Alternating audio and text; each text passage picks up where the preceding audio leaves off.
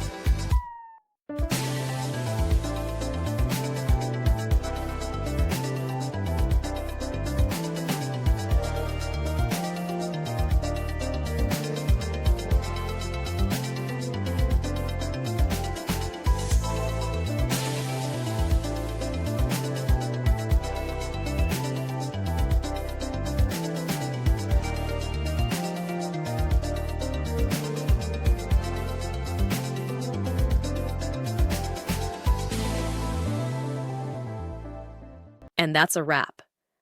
I hope you found the answer you were looking for. If you did, take a second to hit that subscribe button. It really helps out. And let me know in the comments which solution worked best for you. See you next time in the debug zone.